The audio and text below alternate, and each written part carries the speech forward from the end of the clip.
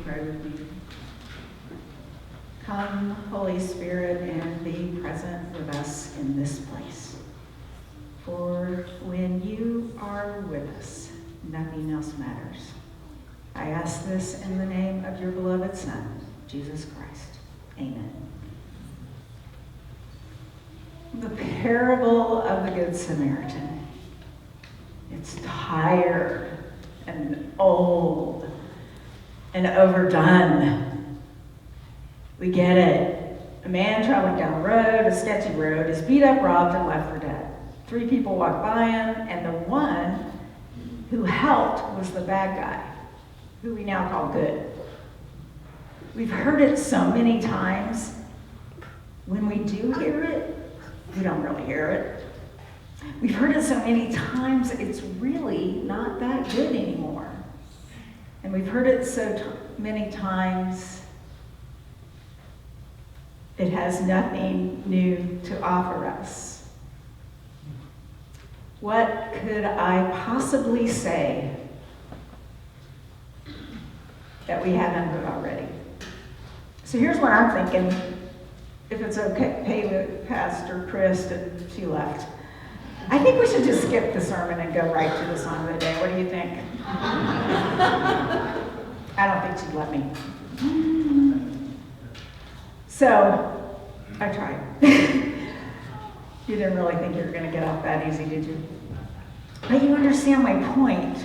We don't have to pick up the Bible to understand the essence of this story.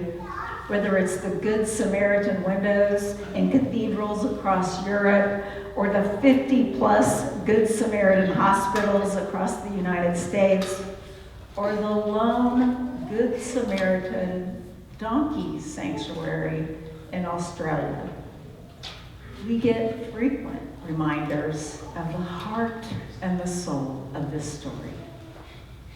So yes, it's fair of you to groan and yawn and be prepared to be unimpressed by another sermon on the Good Samaritan.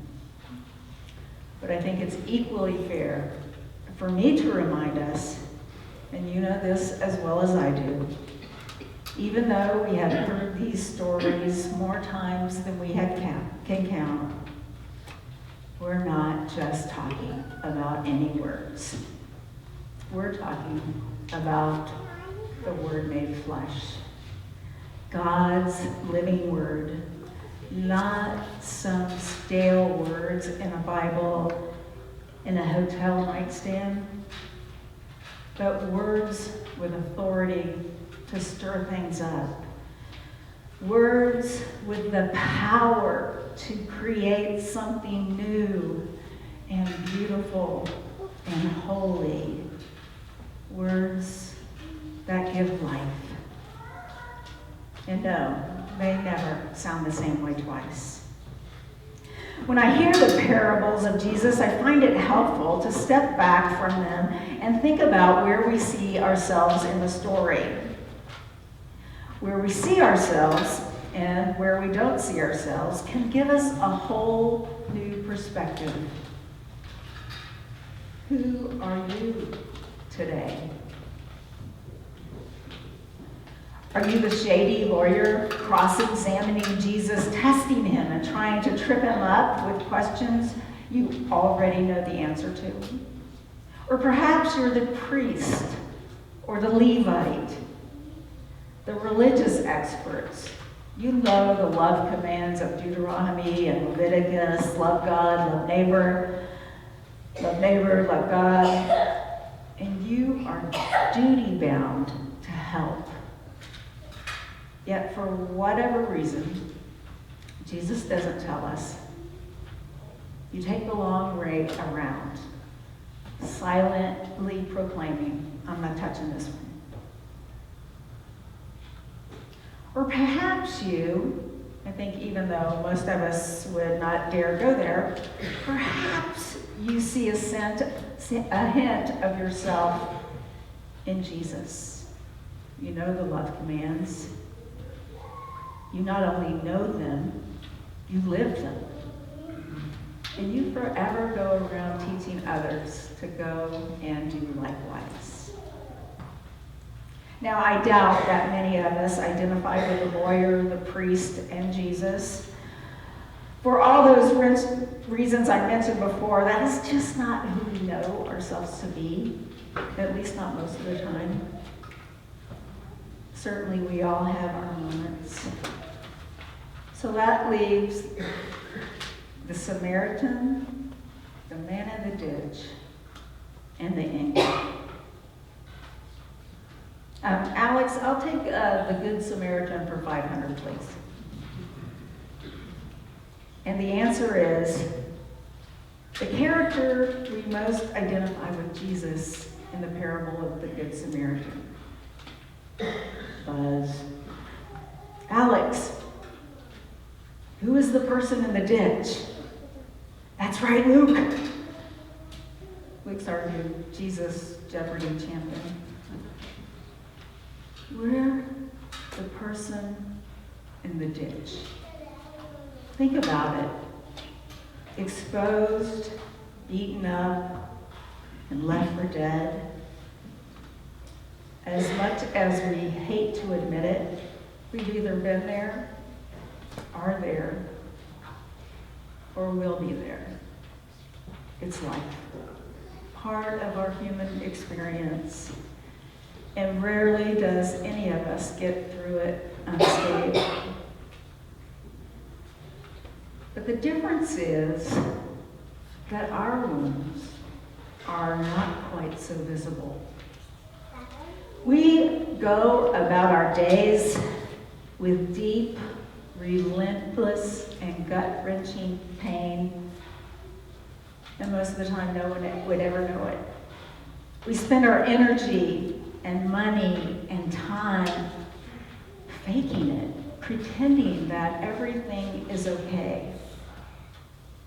I once heard someone say, we're only as sick as our secrets. And that's understandable, because it takes an enormous amount of energy to haul around pain that we don't share. The idea of revealing our deepest needs is paralyzing. Being real, vulnerable, exposes our deepest wounds, and that's really risky. But it can also be remarkably healing. Research sociologist Dr. Brene Brown says vulnerability is the birthplace of love and belonging, the source of empathy and hope. I think that's beautiful. Letting people in, inviting them into the ditch, is also inviting love and belonging and hope, which I think raises an interesting and often uncomfortable question. We can be good Samaritans because these days that's pretty easy. We just dial 911 with our smartphone. But the question is, can we really be good neighbors? Caring for the stranger in the ditch, that's easy. It's short and impersonal. What's not so easy is accompanying a friend with cancer to every chemo and radiation treatment, visiting a neighbor whose teenage daughter has a drug addiction, or giving a break to parents whose child are special needs, eating lunch with a new kid at school struggling to adjust, listening to a member of your church community diagnosed with depression, having empathy for a member of the youth group with an eating disorder, fighting for a young girl who was raped, visiting a widow whose grief will likely never end, supporting friends through a separation or divorce, encouraging a person who has lost their job, listening to a veteran with PTSD, or you fill in the blank, because the list is endless. Whatever the circumstance, Many of us cannot seem to gather the strength to roll up our sleeves and get in the trenches with them. Why is that? Why? We're afraid. Afraid we will say the wrong thing. Or afraid maybe that will one day be us. Or afraid that we're powerless to fix it. We can't and we never will fix it. What we can do is risk sliding into the ditch with them. As a pastor friend of mine suggests, we just need to show up and shut up. And nothing illustrates that more in the Bible like the book of Job. I used to call it the book of Job. That's what happens when you skip confirmation class. But if you remember, Job was one of the good guys. He feared God and turned away from evil. And like Pastor Chris said, after losing everything, his friends show up. Eliphaz, the Temanite, Bildad, the Shuhite, and Zophar, the Naamathite, show up. And for 7 days, they sit in silence with Job. Then they do something really dumb.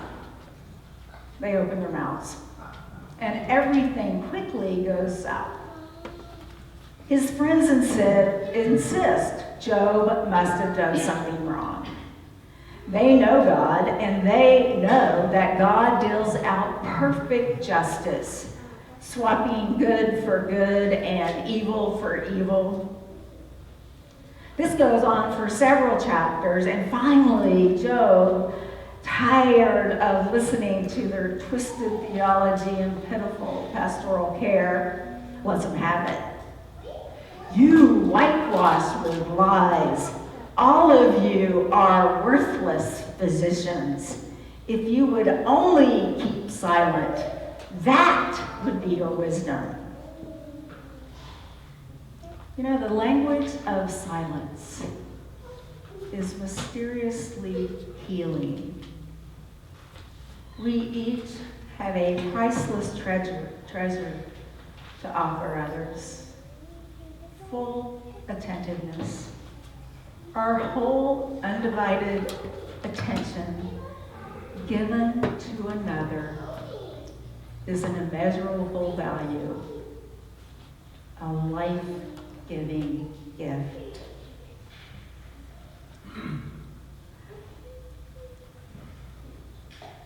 In the spirit of vulnerability, full disclosure, I will tell you that my first 2 years in Minnesota, they were really rough.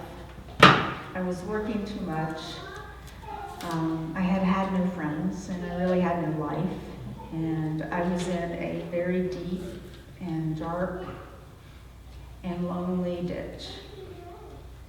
One that I honestly thought I would never get out of. And then I came here. Why? You know, it can only be the Holy Spirit, because all the signals told me that this church had been in the trenches too. I didn't know your story when I walked through the doors, truthfully, though I expected to find despair and darkness. I thought I'd be in good company. My expectations were completely wrong. What I found was a community of faith full of life and love and energy. Now, knowing parts of your story, I thank God you have all had the strength and the courage and the faith to hang in there when some could not.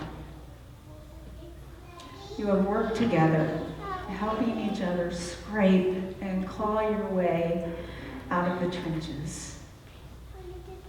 all while helping others. I'm not the only one, but all while helping others do the same. That is amazing, amazing, amazing grace. We are tellers of God's story, which doesn't get us out of the ditch by taking away our pain, but by giving us a way to live with it, naming it, sharing it, enduring it.